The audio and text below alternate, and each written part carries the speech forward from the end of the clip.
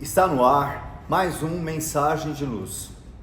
Estamos estudando o livro Palavras de Vida Eterna, que foi psicografado por Francisco Cândido Xavier pelo Espírito de Emmanuel.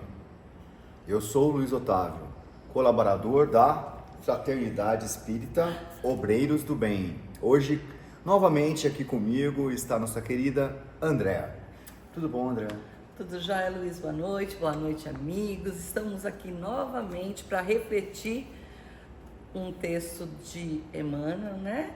Que já nos faz pensar, sair da comodidade, né? Do que estar pronto e começar a raciocinar. Muito bem.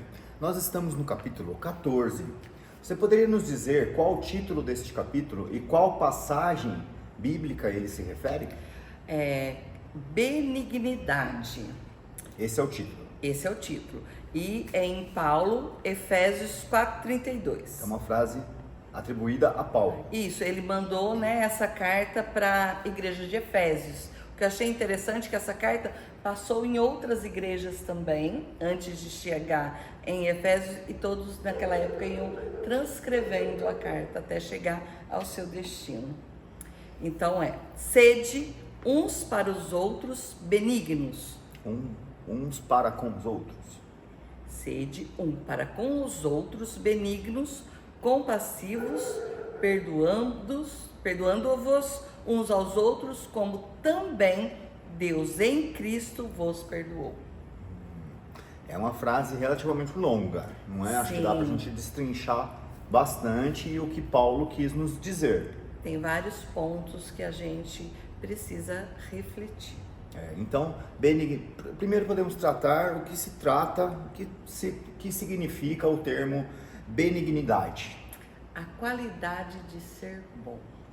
Então, Emmanuel já traz um convite para todos nós, que nós já conseguimos ser bons. Né? Já conseguimos ser bons. Então, já conseguimos fazer o bem, né? Basta querer. Então, o que Paulo nos diz é para nós sermos uns para com os outros benignos, ou seja, sermos bons, compassivos. Ser, né, tolerantes. Acolhedores, empáticos. Isso. Agora eu vou entrar num ponto, Andréa, extremamente importante para a orientação espírita. Sim. Perdoando-vos uns aos outros. Mas de que jeito? E o que significaria este perdão? Então, nós ainda temos assim, né? Eu te perdoo. Eu com você. Você me magoa. Eu te ofendo. Me ofende. Aí você vai lá e pede desculpa para mim. André, daquele dia não estava legal. Você me perdoa? Mas eu acho que o perdão vai além disso. E se quer eu te pedir desculpas? Como que faz? Em relação, quando você é ofendido, é magoado, isso, como que você vai perdoar uma coisa a outra pessoa sem sequer ela pedir? Porque o que acontece... Não é uma atitude extremamente difícil? Sim, porque o que acontece? Às vezes a pessoa nem se dá conta que te magoou. Acontece, né? A pessoa, às vezes, uma palavra diferente, um gesto diferente, ela nem se dá conta que você se ofendeu. Por quê? O que é a ofensa? É o nosso orgulho ferido. Sim, né? E a ofensa normalmente gera mágoa, ressentimento. Emmanuel cita, leva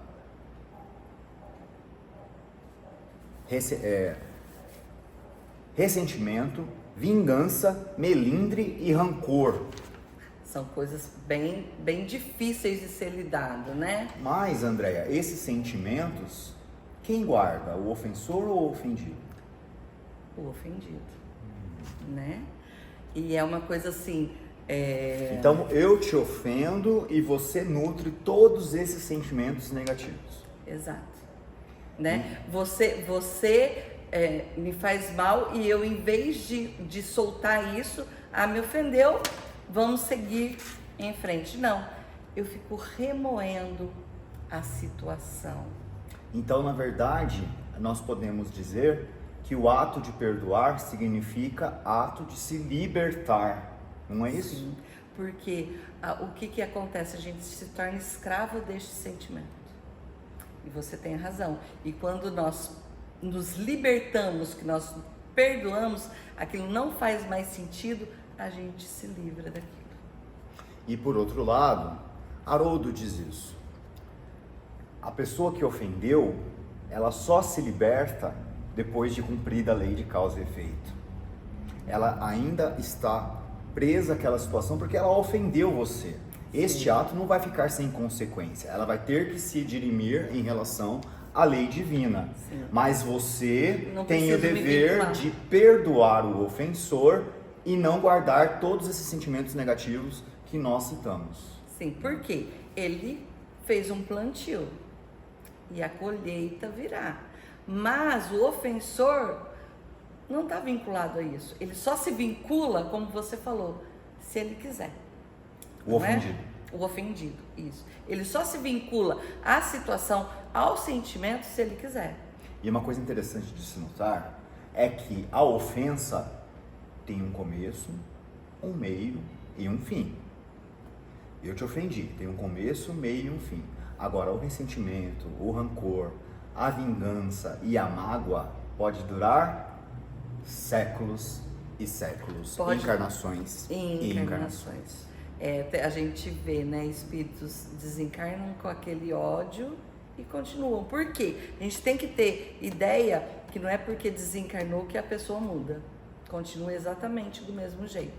Por isso que fala, né, pra gente ir se desculpar com o irmão enquanto estamos a caminho com ele, né? Então, se a gente tem alguma ofensa, alguma dificuldade com o irmão, o que nós, como seguidores do Cristo, exato, devemos fazer? Nós devemos perdoar uns aos outros. Exato. Passado essa grande licença poética em relação ao perdão, vem o final da frase, Andréa. Assim como também Deus em Cristo vos perdoou. Muda o patamar, né? Enquanto a gente estava como eu perdoei você, como você me perdoou, é uma situação. Mas aqui ele não está colocando assim, como Deus vos perdoou, mas como Deus em Cristo, que Cristo está como o quê? Um modelo a ser seguido, nos perdoou. Cristo é aquilo que mais próximo de Deus nós podemos conceber.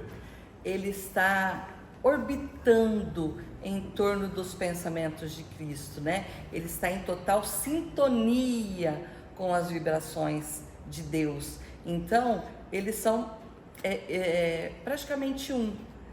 Tanto que, né, Deus, a gente já sabe que Deus não tem uma boca, mas ele tem sentimentos. E essa vibração, Jesus, como nosso irmão, consegue captar. Nós ainda não.